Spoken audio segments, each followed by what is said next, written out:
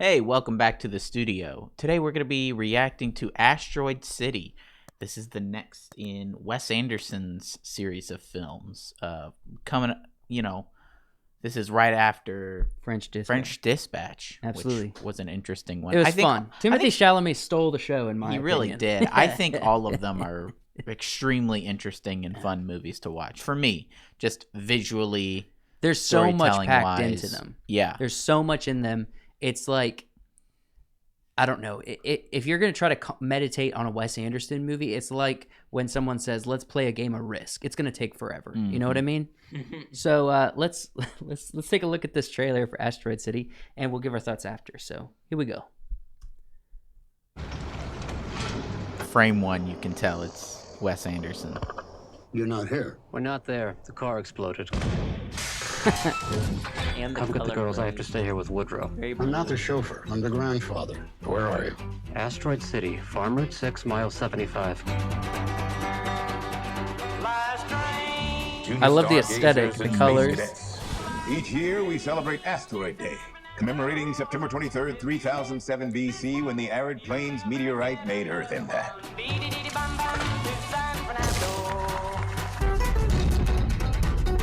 Holy Toledo, that's Mitch Campbell.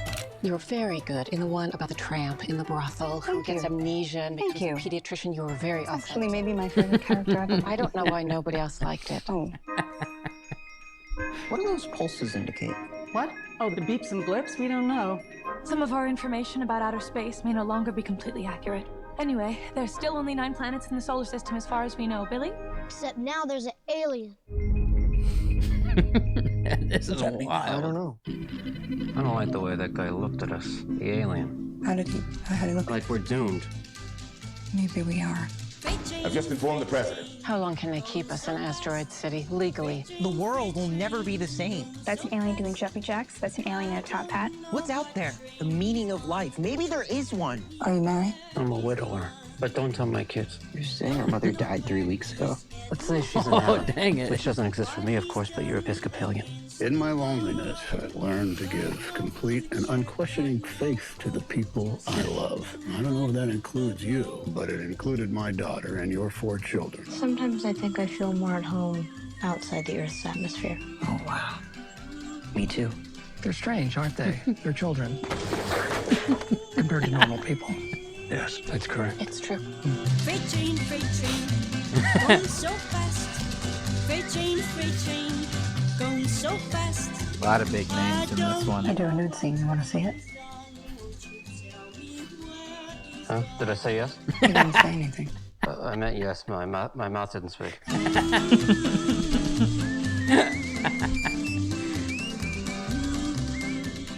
All right, June. What? That looks like a real fun film. I don't know how he does it, but for some reason, Wes Anderson decides in every movie, he's gonna have sort of an overarching theme. Yes.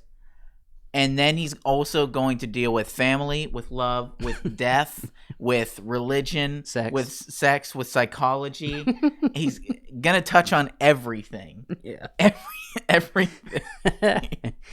And what is the premise of this? It has to do with the they're stuck in a town. Yeah, they're stuck in a town. They're stuck in a town. They were trying to get to their grandfather, and an alien visits, I guess.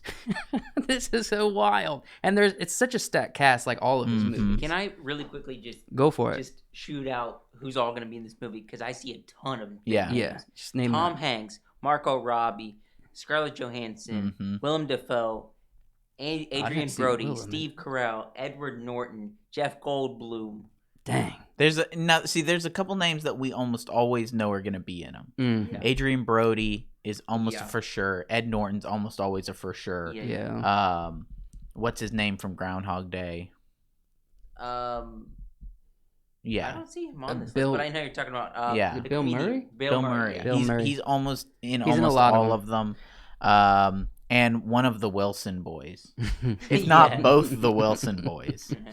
So this looks, it just looks like aesthetically, it's got a lot of pastel colors. There's nothing that's overexposed.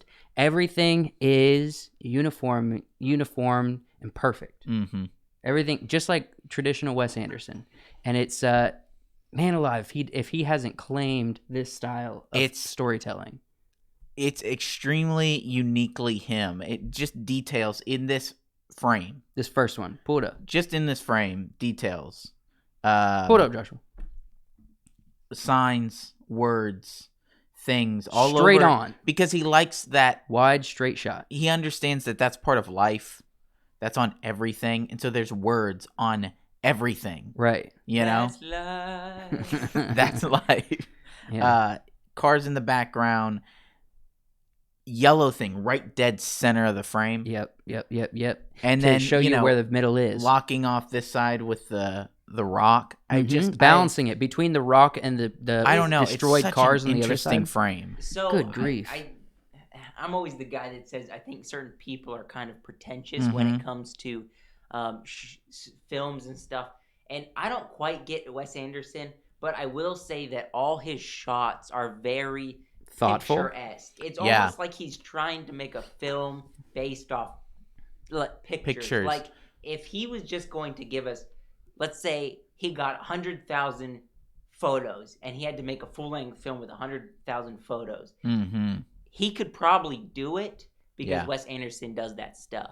Well, I think it's really unique, and I think you're allowed to be pretentious as long as what you are pretentious is about is interesting and unique. And he's definitely doing interesting and unique. Like pull this up. I want to show. He does do a lot of similar stuff. There's some you're gonna notice similar things in every single one of his movies, but it's similar in that it's all extremely uniquely him. Yeah. And like with this image here, it's communicating so much. So you have the depth behind Scarlett Johansson's character that goes all the way to show you like the landscape with like that rock face. You have a little home with a back end of a car, and it's communicating this is a bathhouse for the ladies, like right above this blonde elderly lady's character. So it's just communicating so freaking much. And you never know what he's gonna do. Is he gonna at some point in this movie, is it going to transition over to like a, puppet show or a claymation or a cartoon, which he did in The French Dispatch? An entire part of the chase scene was animated. Yeah. I don't know. You never know. Extremely enjoyable to watch. And his aspect ratios. He plays with aspect ratios to motivate the story or the part of the story or what's being told in the story. So even with this trailer, we see the aspect ratios going from, this anamorphic wide to 4:3 to regular 16:9. So he's always, in all of his movies, he plays with aspect ratios. He doesn't have a lot of depth of field though in his photos. It's because he has a lot to show. Yeah, he's trying to show the whole frame everything like is clear. like a picture. Yeah. And so the depth of field is very. He never shallow at all. Yeah, he never makes his depth. He has depth. He just doesn't use the aperture to create the depth of field with like the blurred background situation. It is interesting, and maybe we should just go ahead and do an entire Wes Anderson breakdown. Yeah, baby. Because I'm even thinking about dialogue and how it compares to other directors. But tell us what you guys think down in the comments. We really want to hear your feedback. If you enjoy Wes Anderson films, if you hate Wes Anderson films, tell us what you think, what you enjoy, what you don't, and what you think about this new one coming out, Asteroid City. What did you think of the trailer? And and like subscribe the video, to the channel. subscribe to the channel. That's Check right. out the Patreon. We'll see you guys in the next video.